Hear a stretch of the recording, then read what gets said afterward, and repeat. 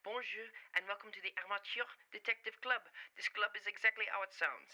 A bunch of amateurs talking about their favorite mysteries. So if you encounter a real mystery or a murder, contact the proper authorities. Do not come to us. We do not know what we are doing. But enjoy the program. Allons-y. Let us begin. Quand il me prend dans ses bras, il me parle tout bas, je vois la vie en rouge. I now call to order this meeting of the Amateur Detective Club. I am Melissa Meli, the spy. I am Tyler Riley, cop and a half. And I'm Tristan Miller, Kid Cop. Those are too similar. This sounds so spontaneous. Those names are too similar. One of us must change. A duel, perhaps? We are in Weehawken. Yeah, Let's do it. I got my pistol, right here, dude. Oh Is no. that a euphemism? Well, I mean, it is, but it isn't. Touche. Wrong kind of duel, but we're moving on. So, We're in New Jersey, where the duel between Alexander Hamilton and Aaron Burr took place, just in case no one picked that up. yes. We're And at Philip. Philip also died Yeah. here as well. The Hamiltons do not have the best of luck in Weehawken, New Jersey. It's a good thing none of us are Hamiltons. Yeah. Yes. It is. Oh, we're definitely dueling. But a suggestion actually, I have never particularly enjoyed the Lewinsky moniker of Kid Cop. So we are voting on new names, and we want suggestions from you, our audience. Please and Yes. thank you. Please. I guess mine was just too brilliant. Yeah. Yeah. You had what? Reflective Detective? Is Yeah, that correct? Reflective Detective. I'm going to put that in the Twitter poll. We're going to Okay. come up with ideas, and we're going to let the audience decide. This is a terrible way of naming yourself. We're going to let a group of strangers. This is how they did it in the Middle Ages. A group of strangers. It's how they did it on Parks and Rec, and look how well that turned out for them. That's true. And also the Catholics, I think, still do that. Is that correct? I'm not sure. But anyway, so this book. Uh-huh. The Catholics do what now? Do a, because, if you think about it, everyone is named by a total stranger because you haven't met your parents. Oh, I guess so. And so with the Catholics, you get a lot of names from the surrounding family as well. You're named after a grandfather, a grand-grandfather, etc. Okay. Yeah, that is what I meant by that. But not by committee. No, not by committee. Or internet strangers. Or in Internet strangers is the best way to pick names for things. Agreed. Especially a child. I'm just going to put that out there. I actually have a friend who can't decide on their soon-to-be child's name. Oh, no. That's what they should do. I I'm should going to suggest send that to them them. several suggestions for a first and middle name. Yes. Yes, you should. And last. I mean, Just change it all. everything's up for... Live a little, why not? We did read a book this week. What book did we read? We read Lord Edgware Dies. By what author? I get it. We're out of our norm. We're having fun. I understand. Do not make me turn this podcast around. This podcast is going to be 2 hours long. Love it. Love editing. Agatha Christie. Oh, thanks. Someone you know a lot about because you did an episode of Historical Hotties about her, which I did. which I need to listen to because I'm Yes. a bad friend. Yep, they're also on the Scavengers Network. Yes. So, do you want to know how the book starts? I do. Very Okay. much so. I'm going to read from my notes here. Attending a performance by an impressionist, Carlotta Adams. Carlotta Adams! She got a lot of impressions. I know that. Off swimmingly. Carlotta Adams. Hercule Poirot is approached by the actress Jane Wilkinson. She requests his help in asking her husband, Lord Edgware, to divorce her. My goodness, this woman. Yeah, the audacity. She comes to Poirot and says, "Hey, I really just need to not have my husband anymore." And Poirot's like, "That's not how this works. That's not how any of this works." It's not even I give you my business card. There's nothing I did for this. Yeah. But she says, no, but this is a problem. You solve problems, don't you? Mm-hmm. Okay, all right, Jane. Sure. So, but of course, she's very charming, very, very persuasive. But that's not really how Poirot rolls as much. No. But he seemed very curious about the situation. yes. He was like, oh, the audacity. How, what is this woman? What is she doing? What is going on? I must know. Yes. So he does agree to go talk to her husband, Lord Edgware. Yes. Then he does, and he's like, why won't you divorce your wife? And he's like, I'm going to. That's fine. We discussed it. Right. And in the meantime, before Poirot goes and sees him, Yes. Jane says very loudly, if you won't give me a divorce, I should just roll up in a taxi and kill him myself. Yep. And it's like, oh, cool. Yeah. What a cool I thing to really say. just thought she was drunk at that point. Yes. Because sometimes you drink and you get real loud. And I was just like, okay, maybe that's why that happened. But I don't know. Yeah, it just seemed, it was so outrageous. Yeah. Yes. So outrageous. And then also, the next day, this guy, Brian Martin, comes in Yes. and says basically the same thing. Yeah. That she is very likely, she's not immoral, she's amoral. Yes. And makes that distinction by, it's not that she knows what's right and wrong and disregards, it's that she just has no idea, other than her own self-interest, that anything is really wrong. Yes. And I love Brian Martin Yes. throughout this book. He's just my favorite. And may I say, the accent that Hugh does, once again, I love when a Brit does an American accent. Oh, so good. It's so good, because he's Brian Martin. Yeah. Yeah. Which is so fun. And I very much enjoyed. I'm going to be honest with you. Some of this I started listening to this book last month, and so it was a very long process of getting through it, and so sometimes I'm going to be a little hazy about the specifics. That's okay. I went back and listened to the beginning of it today. Okay. Yeah. So, That is why. yeah. Okay. Because aren't they also at a party? Yeah, they're at dinner. They're at a Yes. dinner party with a bunch of actors, which is normally not their thing. They're Yeah. a bunch of socialites, and I was going to call him Hugh. Hastings is just this is amazing to be here, but this guy's really drunk and he's talking at me, not with me. It is unpleasant. And Eric Hugh was just Yeah. Yeah. And he's just stewing the whole time. How many guests were there? I believe 13. 13. Is it at this thing? Or Yes. is it? Yes. Oh, it is? Yes. Oh. Fun fact. Okay, because there were just so many dinners. Yes, there Yeah, was. you're right about that. An alternative title to this book is 13 to Dinner. And I must say, that is a far better title. I think the title, Lord Edgware Dies, is terrible. Well, we have that moment Yes. Yeah. where, was it a future character? We're skipping ahead a little bit here. But Ronald Yes. Marsh Ronald Marsh. comes in and says, Lord Edgware Dies. That's a good title for a book. You can have that. So Yeah. Agatha, I guess, takes the book Takes the title advice out of... Yeah, takes the advice of her character. It's very meta. Yeah. But basically, Lord Edgware has already agreed to divorce his wife, and there's a letter involved. And he sent a letter to his wife going, yeah, that's fine. We clearly have issues. It's fine. We're moving on. But Jane Wilkinson does not denies ever receiving such a letter. And then the following morning, this escalates very quickly. The next morning, Inspector Japp shows up and is like, hey, guess what? Lord Edgware is dead. He's been murdered. Yes. So, Okay. yeah, go ahead, Tyler. Real quick. I just love after his initial meeting with Lord Edgware, Eric Huell just goes, well, Hastings, that interview did not go at all how I believed it would. Yeah, for sure.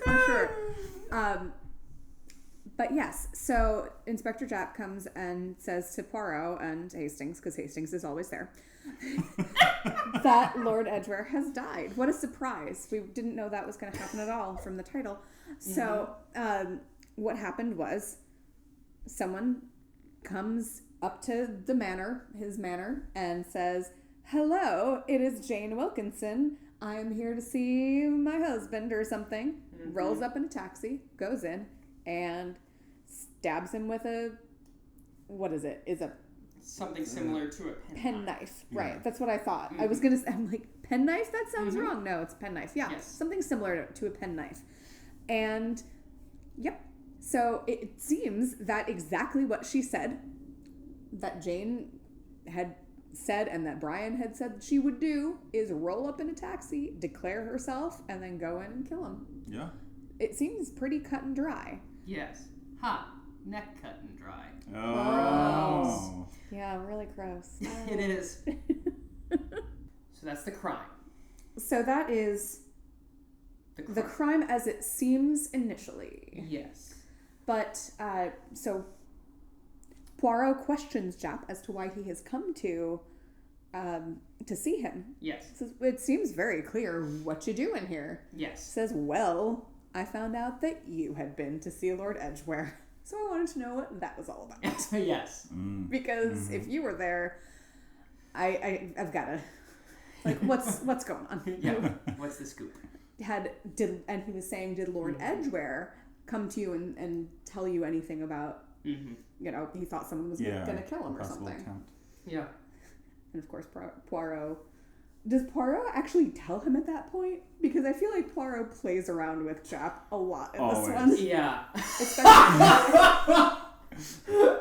Yeah. Always. Always. Yeah, he does not really mention him right away. He's like, oh, I thought of the divorce. He tells, he doesn't not tell him, but he doesn't tell him the whole thing. Yeah, like it's very roundabout. Mm-hmm. And then I think this is the conversation where he talks about how Jane would be an imbecile to openly talk about the crime and then do it exactly as said. Yes. Right. Yes. Yeah, of course. So this all becomes very interesting. And then they're talking about it a bit, and I forget if they go interview somebody, but ultimately, well, not ultimately, but in the course of this, Poirot remembers that Carlotta Adams did a very good impression of Jane Wilkinson. Yeah. That is correct. And Goes to see her. and yes, In a panic. in a panic. And Yes. Hastings is like, what is going on? Why? Poirot is never this emotional ever. Yeah. Except always. Except for always. But it's never this obvious. But yeah, and he's in a panic, and they run, and they go, and they get in a taxi cab, and then they get there, and she's And she is also dead. also dead. She is also dead, yes. Seemingly of an overdose of sleeping pills. Yes. Right. And so that's, of course, very unfortunate. And it does look to be an accident. It seems like, you know, she was taking these kind of a lot. She has this little tin with an inscription in it saying, you know, from D with love from Paris or something, such thing. And it had this sleeping draft in it. Veronal, exactly. So it seems like, oh, this is just, she's been a habitual user at least for a number of months. So where it was, the note was, there was a receipt. yeah, Essentially saying this was purchased this day, blah, blah, blah. So for at least 9 months, she's been using this. right. Yeah. So a couple things happen. Basically, it becomes apparent that Carlotta Adams was somehow involved in this. Yeah. For reasons which I will get into in a second because I did this backwards. But it is also abundantly clear that there is no way that this was an accident. Yeah. That Carlotta did not take an overdose accidentally. Like I don't think Poirot believes that for 1 second. And that poor maid. Yeah. Oh, who was just like, because she had hot milk as well. Yeah. That the maid prepared. And she's like, well, it couldn't have been the milk. I would never. And it's just like, oh, you poor Yeah. thing. But nobody's like even blaming you right now. Yeah. Like, Yeah. She's just so upset. And I mean, yeah, I can only imagine. But the reason that everyone realizes that there must have been some sort of imposter is because we learn that Jane Wilkinson was at a party. Yeah. That's the thing She has the a very very- key plot point that I left out. Very strong alibi. She could was not. at a dinner party with a bunch of like, how many other people? Like, I don't know. 12? Like 12. Yeah. 12. Like a bunch of socialites, a bunch of very famous people. Newspapers were probably Yeah. there, like very public. newspapers were there. Yes. Yeah. It had in fact been printed in a newspaper that she was at this event Yes. that night. And not only that, but a ton of witnesses corroborate this. Yes. Which is why Poirot then goes and remembers, oh, that's right, Carlotta Adams did a really good impression of her. Carlotta Adams must have been the one to go to see Lord Edgware. Yep. Meanwhile, Jane was at this dinner. And there had been a phone call at the dinner Yes. Yeah. for Jane Wilkinson. The butler came and got her and said, hey, there's a phone call for you. Exactly like that. Hey, there's a phone call for you. New York butler. Ah. How exotic. Well, she was American. Yes. But no. All the butlers are British. Yes. Is this the model, the butler that like looks like an actor? Yes. Yeah. Yeah. This is a gorgeous butler. An absurdly handsome butler. There is much made of how handsome this butler is. Is it this one or is it Lord Edgware's butler? There's so many butlers. There's just chock full of butlers, this book. Chaka butler. Let's just say that all the butlers are. All the butlers are Okay. absurdly handsome. Perfect. They're all played by Billy Crudup in my mind. There you go. Yeah, I don't think it's important to the plot. Not particularly. Not particularly. Later, one of them is. Yes. Oh. But okay. not right away. Not at this juncture. Edgware's butler.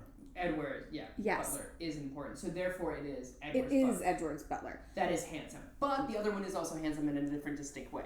Anyway, the butler comes and gets Jane and says, hey, there's a phone call for you. And I'm talking here. and she says, hello, this is, and the person on the other line is like, hey, is this Jane? She says, yes, it's me. And then the person hangs up. And so it's weird. Super weird. It is very odd. And apparently the person on the other end of the line was a woman. But who? But who? Oops. Who indeed? All right. So now that the Carlotta Adams business has happened and poor Carlotta is dead, Yes. what happens? Carlotta. Poor Carlotta. Poirot makes a few notes of some facts, is what I have next. Brian Martin, the actor, who Yes. urged Poirot that the woman is amoral, was a former lover of Wilkinson before she met the very wealthy Duke of Merton. Yeah. Merton?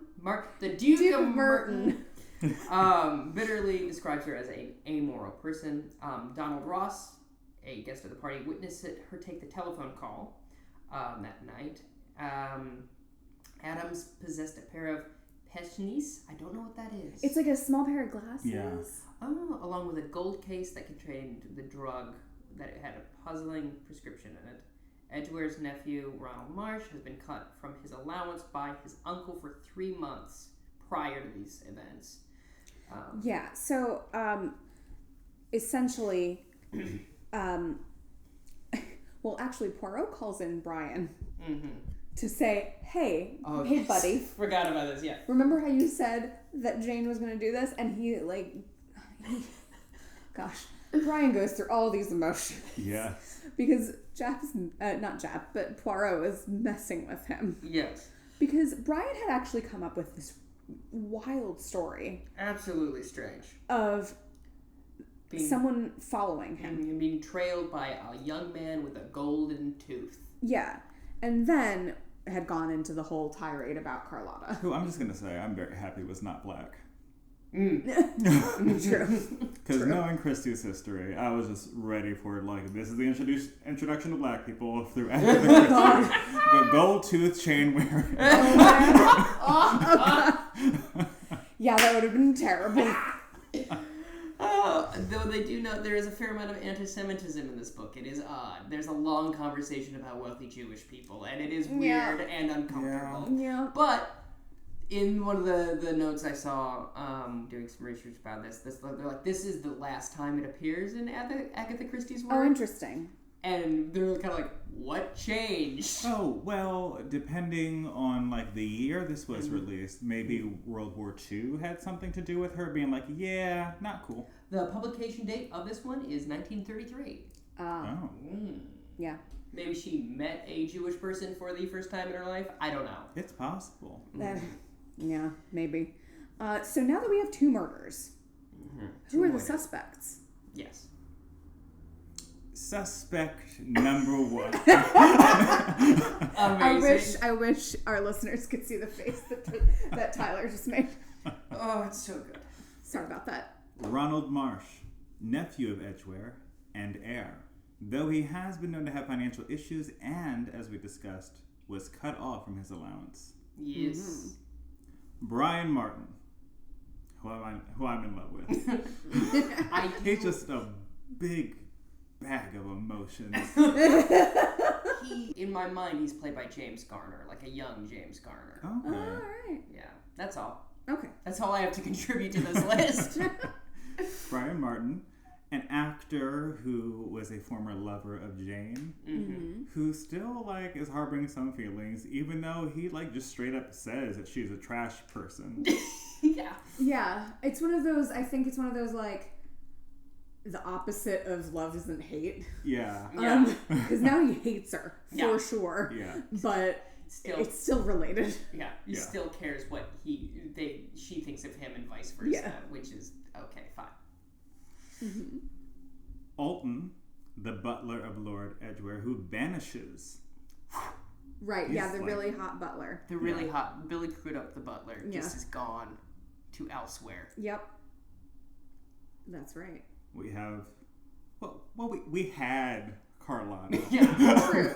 we had her. Yeah. Though she could feasibly, at this point in the story, be responsible for the death of the one prior. Yeah, to her exactly. untimely demise. Right, she could be, like, it could have been a conspiracy. It could have been someone put her up to it. Or is she dead?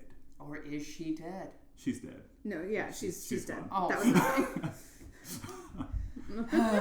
And then finally, the Duke of Merton, the man that Jane plans to marry. Yes. Yes. And his mom. Oh, yes. His mom is like, she's like Lady Bracknell. Okay, yes. Yeah. Yeah. Very disapproving of, She reminded me of Lady Bracknell in Importance of Being Earnest. That is solid. Thanks. That is a solid reference. Thank you so much. Yes, I understand exactly what that means. Have you Never read it? I have not yet. All I know is, would you be at all offended if I were to say you seem to me in every way the visible personification of absolute perfection? That's the only thing I know from it. Yeah, you know Well, I it, guess- and you know it so well. Yes. There's the importance of being ignorant to Oscar Wilde. Yes. Yes, so those are the suspects. Yes, Well, indeed. no, we have I one more? didn't even get to the biggest suspect. Okay. Oh, I'm yes. sorry. Miss Jane Wilkinson herself.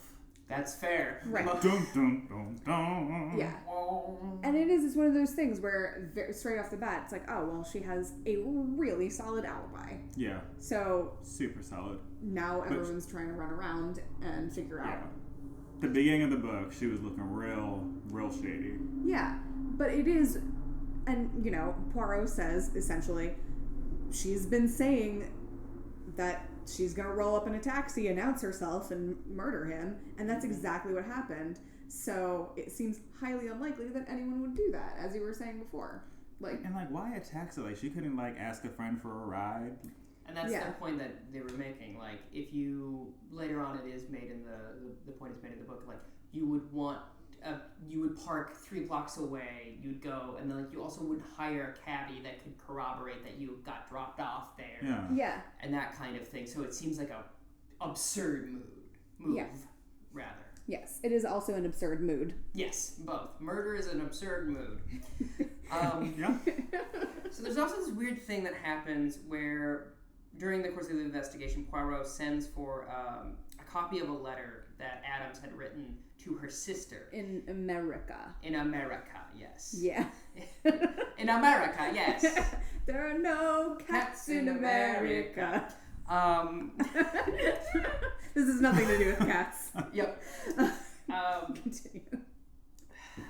But basically saying, there's this weird bet that I have for $10,000, and it's fun and weird, and I'm living such an interesting life, sister of mine. Right. Is basically, this person had bet her if she could impersonate Jane, that she would give her she would get $10,000. Yes. So, and the letter, when Poirot receives the copy of it, has been, it looks like it's been torn out of a notebook. Yes. And Hastings, I think, makes a comment about how, oh, well, I guess it's reasonable to expect maybe she had a scrap of paper. Yeah. Or something's missing from the letter. Yes. Yeah. So that's a thing. Yes. So there's also Lord Edgware's nephew, who is now the new Lord Edgware, Ronald Marsh, or Ronnie, if you will. Ron. Ron. Do Ron. Do Ron. Good one. No. Okay, as Tristan judges himself. But he comes in and he goes on this whole tirade about how, did I have a motive? Why, yes, I did. Did everything blah, blah, blah? Yes, indeed. Did Lord Edgware die? Yes, and you can use that for the title of your book. Agatha Christie. Very weird. Nudge. Turns to the camera as though he is in the office. And winks at it. Finger guns her. Indeed. But he says, but no, I didn't do it. No, indeed. I was at the opera. It's like, all right. Cool, I guess. Show me the receipts. Yes, that's fine. And then It's so odd. I'm sorry. So strange. This scene is so weird. Because from my understanding, if I remember correctly, basically Hastings and Poirot are just like chilling, thinking about the case, and then he shows up to them and is like, "Let me tell you a thing or two." And they're all just like Poirot gives him nothing. He just stares at him like he's the idiot he is. It's so weird, but so funny at the same time, and I cannot wait to see the TV series version of this story. Oh, yeah, that's true. How are they going to condense it? My goodness. It's very confusing. Yeah. Let's just have a moment to talk briefly about how confusing this is. If I may. Yes, please. Go ahead. First, a thank you to Tristan and Melissa for trekking out to New Jersey. For those who are listening who obviously don't know me, I had back surgery not too long ago. So I've been on a lot of drugs. Yeah. This episode was more confusing to me than Spider-Man 3. Hugh Fraser does a marvelous job of doing very different intonations and voices for so many characters. But I had those moments where I was just like, who's talking right now? They've talked for so long, I don't even remember who this is or who else is in the room right now. And then from there, like, the plot just so much. There's a lot of twists and turns in this one.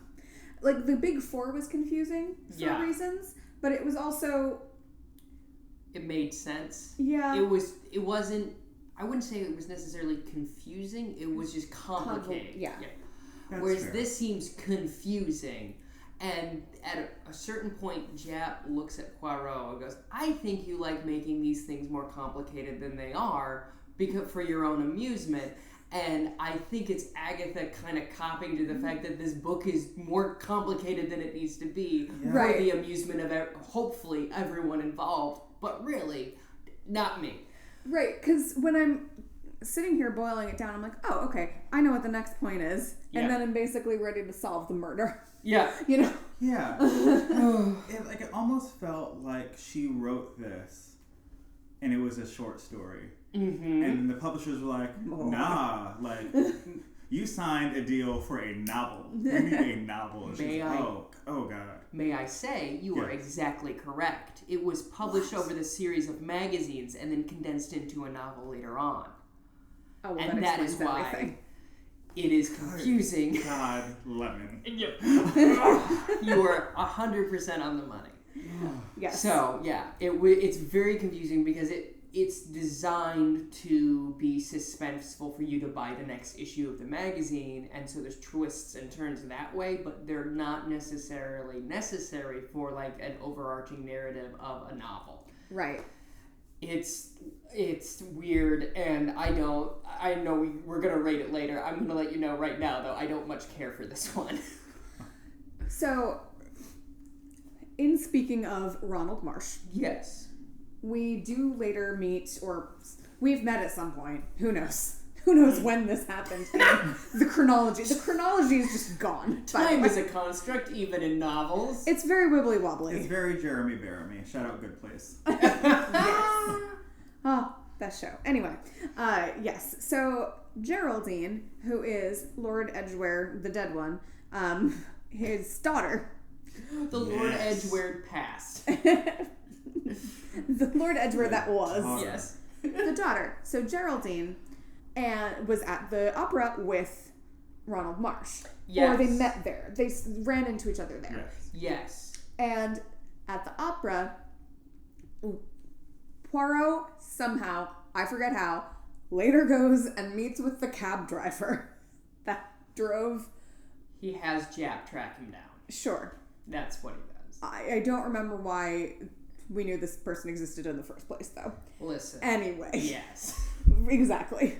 So Poirot goes and meets with the cab driver who said, yeah, I took them during an interval to Lord Edgware's manor. Mm-hmm. And I just went to the opera like 2 weeks ago. And indeed, intermissions at the opera are very long. Yeah. They are. They're super long. They're like 30 minutes long. So you could, theoretically, if you didn't live that far away, have a cab drive you home and back and still be back in time for the next act. Mm-hmm. So that's a thing. Anyway. Mm-hmm. I had forgotten that because both my parents were opera singers. Yes. So I've been to plenty of operas. I've been in operas, but I completely forgot how long intermissions were during operas. So yes, I would dare say most things about operas are too long. That is my bold stance. I wouldn't say it's too long. I feel like it's very necessary for intervals to be at that length. Yes, And for the performers and also I understand why they are that long, but I would say if you were to shorten the first act, you could also shorten the interlude and then also shorten the second But act. there's so much to get out, though. Physically, like- vocally. Yes, emotionally. Like, there's just the plot. Like, operas are the right length. yeah. Okay. Also, you can't. Cutting a play is one thing, but you can't cut an opera. It's all sung, and then you ruin the structure of it. Yes, I understand that. Yeah. I understand that. All in favor of not cutting operas, say aye. Aye. Aye. All right. We'll just take you to some nice short Mozarts. Yes, those are the best ones. Okay. Barber of Seville is a banger. The whole thing is a banger. That's a long one. Is it? Yeah. But it is a banger. Maybe It is. Yeah, it's great. It is a banger. They did indeed, the cab driver did indeed take Ronald Marsh and Geraldine to the home of Lord Edgware in the middle of the opera. So their alibi is completely, yep. Yeah.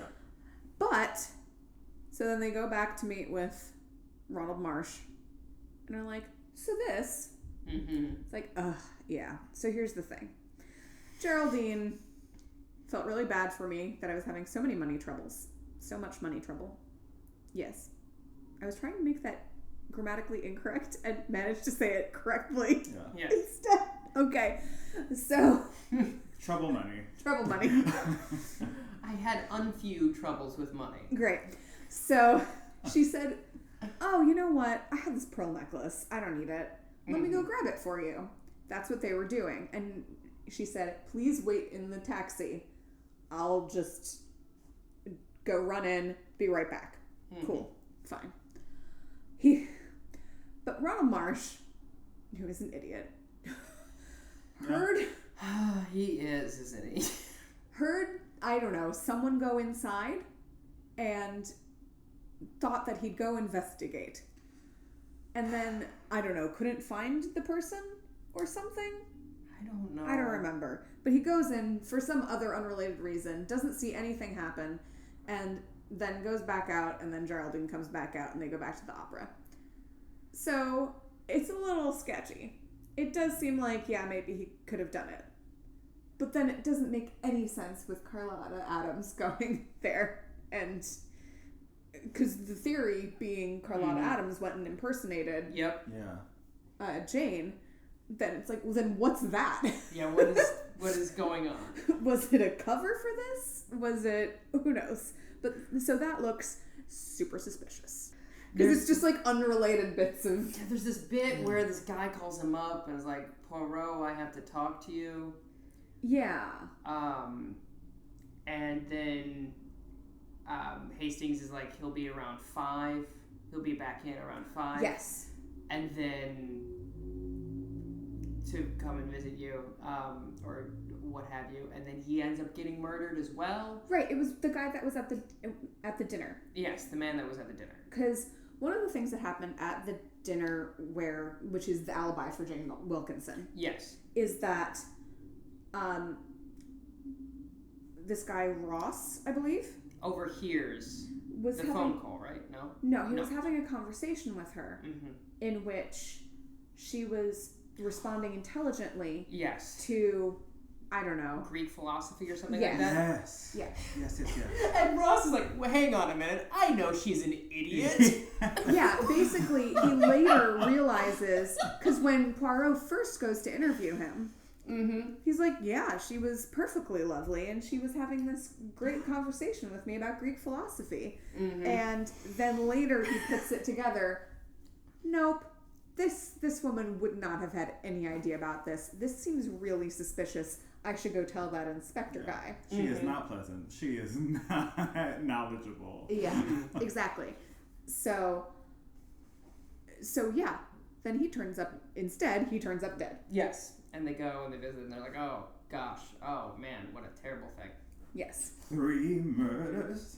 And isn't Marsh also arrested at this point? Yeah. Yes. Jap does arrest Marsh. Yeah, because obviously the testimony or the interview with the cab driver makes him look incredibly suspicious. Yes. The letter that Carlotta Adams had sent to her sister had this whole $10,000. Yeah. You know, she was getting $10,000, and it said that he would be giving me $10,000. Yes. Is what it said, which threw the suspicion further on Marsh. Yes. Because, you know, well, who's Who the else? he? It's gotta be him. Clearly, he was the one who did this. He put her up to this so he could sneak in and kill his uncle. Yes. Yes. Makes sense. Mm-hmm. Sure. But then Poirot overhears someone say something on the street. Yes. And this is what I don't understand. And this is what I hate about this whole book. Because, number one, Marsh is in jail for weeks on end. That's true. This is almost a month later That's that right, I this forgot about happens. that. They're going to a luncheon. They, I think, walk past a cinema. Someone's talking about it. And someone in the crowd says, oh, we should talk to Elias about this. Which happens to be the name of the maid of... Jane? Yeah. Okay. No, I thought it was of the impersonator, Carlotta Adams. Sad maid? Yes. Because then he goes and he investigates the letter, the stationery that she wrote to her sister. Okay. And he realizes that the stationery is torn. Okay. And if it was right. Okay. torn, Yeah. it could have been she, not he. Right. And this is where we will do an ad break. I'm going to talk to you about Hello Tushy. Turn your bathroom into the private spa oasis you've always wanted with a Tushy bidet. Every spray to your booty hole will transport you to a relaxing spa experience, in the comfort of your very own bathroom. Why a bidet? Wiping your butt with dry toilet paper is so 19th century. It's time for us to catch up with the rest of the world. You see, it takes just 1 pint of water to properly wash with Tushy. It takes 437 billion gallons of water, 253,000 tons of bleach, and 15 million trees to make toilet paper annually. Plus, it installs in 10 minutes. Tushy fits all standard toilets and some one-piece toilets. No electricity, plumbing, or significant other required. Just unscrew the toilet seat, pop the Tushy on, connect to water, and you're ready to go. We also suggest the bamboo toilet paper, because we know softness and sustainability can coexist. It's 100% safer and 100% more sustainable, as switching to bamboo toilet paper exponentially reduces your carbon footprint. And here's your Scavengers Network exclusive. Take 10% off your first order with code SCAVENGE. Just redeem at hellotushy.com and start having a healthier bathroom experience.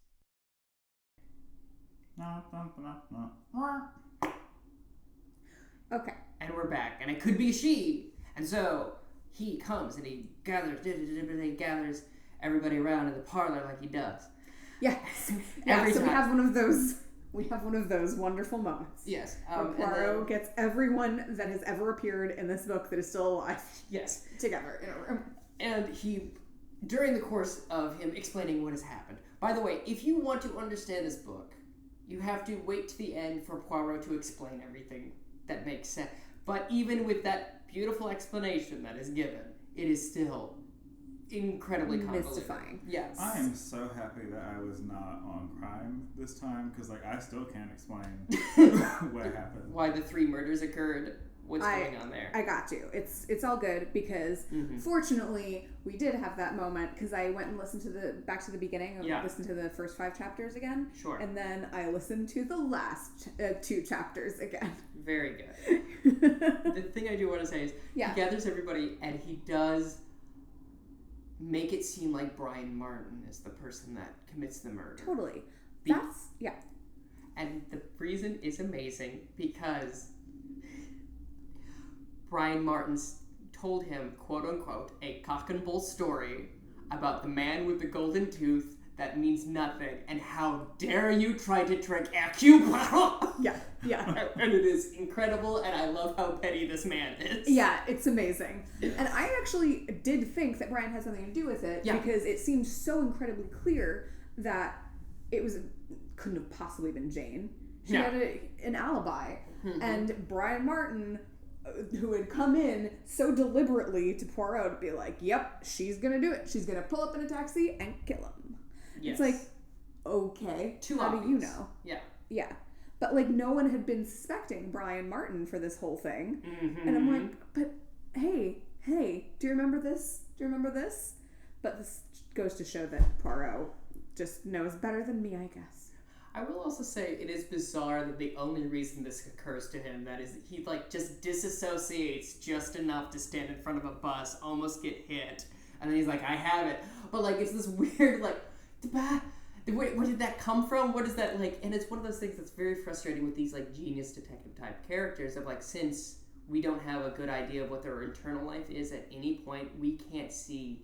It seems to come out of nowhere every time. Almost. Also, we get the narration through Hastings, who God doesn't bless his even heart. seem to know his friend sometimes, because the thing is, Lord. I know when Poirot is messing with people at this point. I feel acquainted enough with Poirot, and allegedly Hastings is his best friend, and Hastings is like, I don't know, I think Poirot's finally lost it. It's like, no, he hasn't. But He's fine. Also, several times in this book, Hastings is like, I don't know if they're messing with me. And it's just like, oh my god, dude. Really? Yeah. After all this time. Of course. I will say there's this really beautiful scene of Poirot saying to Hastings, you are important to this process. Yeah. Because you are an idiot. Yeah. Well, no, because it actually, he says, because you're normal. Yeah, which is very nice. Yeah. And Hastings is like, I don't know how I feel about that. And he's like, no, I've misspoke. I need you, otherwise it would be just chaos. Right, exactly, because Hastings is, basically what he's trying to say is that Hastings is the anchor point for this is what everybody else is thinking. Yes. Got it. Okay. Now how can I process this so that I know, what actually happened? Yeah. Hastings sees what is obvious. Yeah. And that's what he's trying to say. He just makes it sound like it just... And it did help me understand why Hastings is around. Sure, yeah, that makes sense. Several times reading these stories where I'm just like, why are you here? Yeah. Like, I enjoy that you're here, but, like, I don't understand why. Yeah. And I mean, I think for the purposes of the novel, and it's from his perspective. It's from Hastings' perspective. Yeah. So I think Agatha's trying to give us a narrator that's probably guessing the things that we're guessing. Yeah. Yeah. I mean, not us, because we're detectives. Yeah. But, the normal reader. Well, yes. I'm a cop and a half.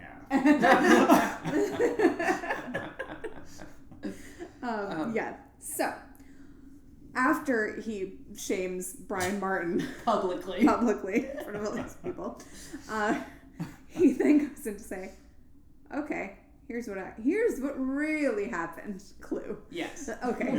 Thank you. So, what happened was Jane Wilkinson hired Carlotta Adams to impersonate her at the party. Yes, not to do the murder. Right, or even to just drive in and appear as though... Because that was what I thought all along, was that I thought that, Carlotta had been roped into it. She went to the manor and, everyone thought she was there and, she was going to get her money and that was going to be the end of it. Yeah. At no point did I ever think Carlotta actually did the murder. Yeah. I thought it was somebody else. But I thought it was Brian Martin, in fact, because he was just so insistent that Jane was going to do it. Sure. However, no. Jane hired Carlotta to impersonate her at the party. And Jane did, in fact, roll up at her husband's house, waltz in, and stab him in the neck. Yeah, with a corn knife that she also got from Paris with the box. Yeah. Yes. So. I remember that. Good, because I didn't remember that.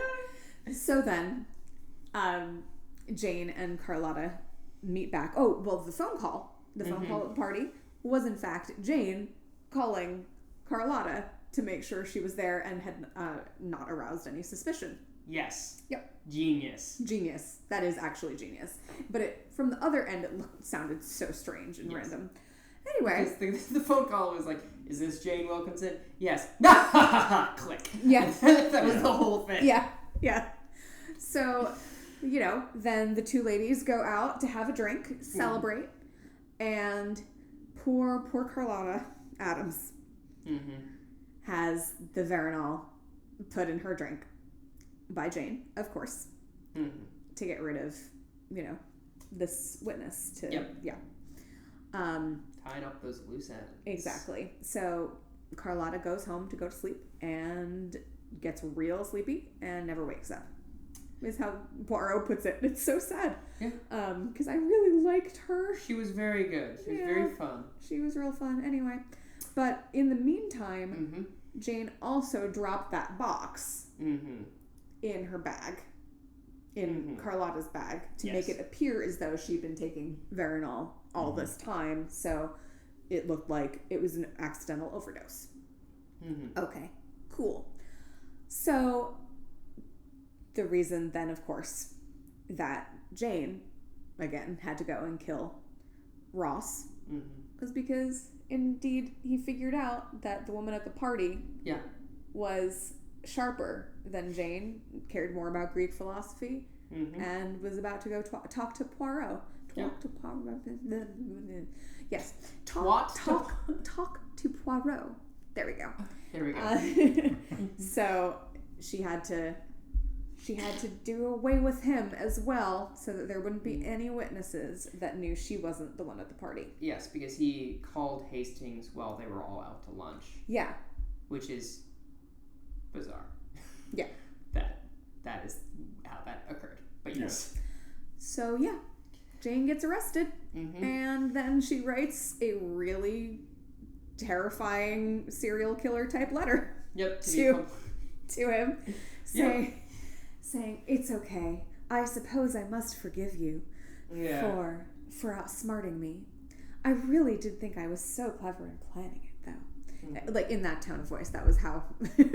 That's how you did. Yeah. That's how you did it. And explaining that she thought it really was rather clever of her, and I agree. I happen it was to very agree. smart. It was very smart. It was very well planned out because she kind of went around the other side. It says, yeah, no one would have suspected it was me because I was loudly declaring it, and how dumb would I have had to be to do that? But Imbecilic. exactly. But sure enough, it was her all along.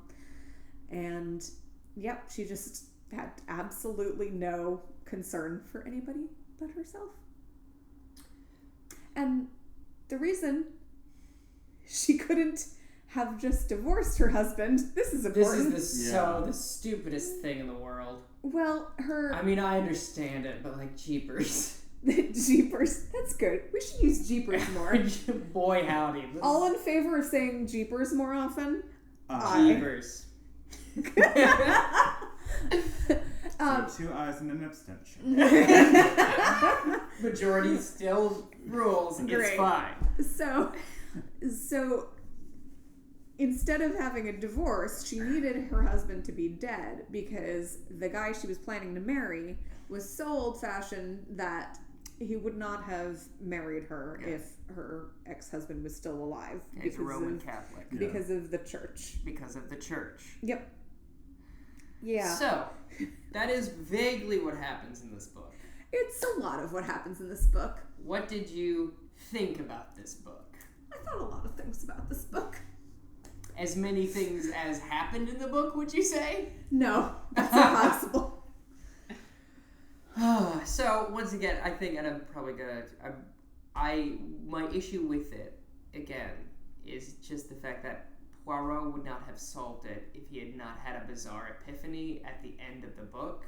Yeah, and at the beginning of the book, Hastings, who's narrating it, is basically saying, I'm going to tell you this story that Poirot doesn't really talk about because he considers it one of his failures. Yes, because he does not.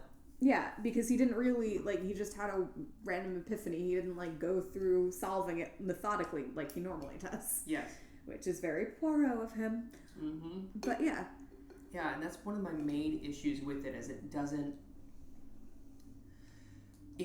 seem to track logically, and for me, the joy of these kinds of things is figuring out it along with the detective, and there's that excitement there. And once you remove that from the process, it feels very it's just like things are happening and I'm confused, and then I guess it's done. Yeah. It's like Batman versus Superman. I don't get what happened. So, as I've been thinking through this and as we've been talking through this, I'm realizing that what I like about the book is the characters. Sure. Yes. I liked a lot of the characters and thought that they were really solid. Even, I found the idea of Jane and all of that, as a murderess and whatnot, fascinating. She's a fascinating character, and as were many of these people. And I really like them, and I mean, Hugh Fraser does a great job of bringing them all to life. The accent work that he does, the character voices that he does in this one are phenomenal, especially and including his American accents, which are so fun. And I will also say, credit to Agatha, she does paint a very good world. At no point was I confused about the setting or, what was going on necessarily from scene to scene, and what was confusing was how it all comes together. Right. That's why we've done this kind of in a slapdash, oh, right, this happened too. Oh, right, that. Also that, because the chronology of it doesn't seem to have any bearing on the actual... Yeah, which the only other episode that I can remember that's similar to that is The Big Four, and that is so convoluted that everyone, we were like, what happens next, and that kind of thing. Right, and I think that in The Big Four it did matter. Yes. But In this one, it doesn't really seem to. Like, we've been able to say a lot of these things, I'm sure. If anyone is tracking this and understood this better than us, they're like, no, that happened first. Yes. But, does it matter? No. Really? No. Because he almost gets hit by a bus and he knows what happens in the end. Because, like, it doesn't have any bearing on the case, which is, to me, very frustrating. And I guess I'm just on the side of Poirot of, like, yeah, no, he did fail here. And he did fail during this, and he should not mention this. This is not a story that you should tell because it doesn't make sense. Yeah. Which is difficult. But I understand that I think the book is well, like, objectively, it's well written and well performed. The pieces of it are good, but I can see how it being in a magazine, I would like it better. Yeah. Like if I were waiting week to week. Yeah.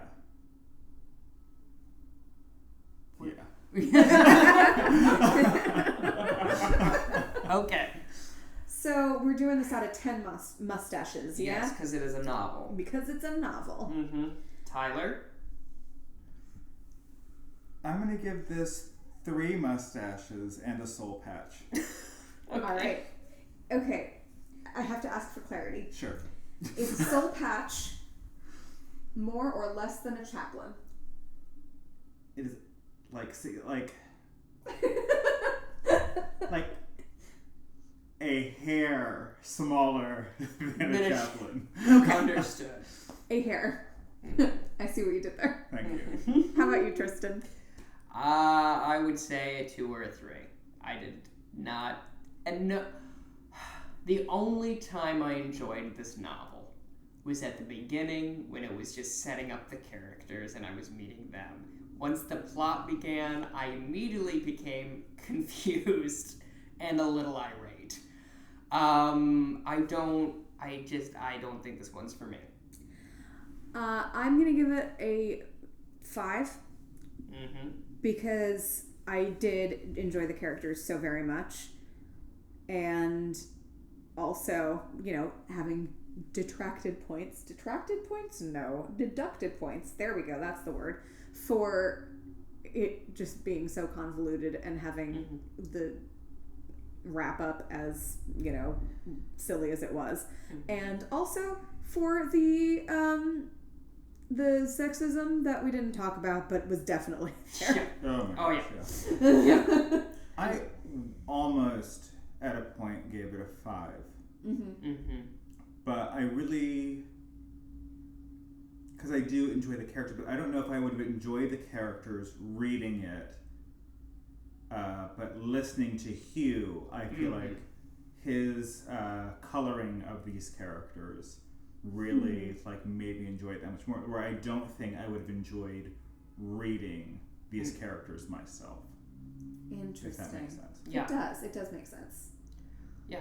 And I will say what she does nail, and I'm going to bump it up to a definite 3 because of this. The relationship between Hastings and Poirot makes the most sense out of all the novels because they have that discussion and they have a very good banter and back and forth in this novel. And I think the 2 characters, the core cast, is very strong in this. Even Jap does what Jap does so well. Yes, and also I thought of this when I was listening to it. This is the time I've noticed the most, other than in the TV show, that Jap gets super annoyed with Poirot. Oh, yeah. Because a lot of the time, Jap just comes in for 5 minutes at the end, and it's oh, Jap has helped me out with this one. Hey, here I am. I'm Jap. Bye. And then that's it. That's all we see. But this one, Jap is very present. He's present throughout the whole thing, and we get a good sense of just how annoying Poirot is to him. Yeah, and it makes sense. It's not I don't think it's a Lestrade Holmes level of Lestrade just hates Sherlock. Oh, no. But Jap is clearly you constantly make me and my men look like an idiot. Yeah. And so I have to not take you seriously, otherwise I have to start questioning everything I'm ever doing as an officer. It's much more like I can't remember, it's been a while since I've watched this, but it's Timothy Omison's character in Psych and the main character in Psych. Sure. That relationship. Yeah. What are their names? Gosh, that's a good show. Psych and Psych Jr., I believe. Oh gosh, but I see Yeah. like I see their faces, but I couldn't for the life of you tell. Yeah, you know what I mean. I guess we have said all there is to say. Yeah. I feel like we came close to it. I feel like there's a lot that could be said. Like, and now we're all going to take a nap because that was oh exhausting. my gosh, yeah. Mm-hmm. And because Pass me the Percocet. that was prescribed to him for his surgery, not recreational. For clarity. And now that we've over-explained everything in this, I call this meeting adjourned. Ah! Gavel sound.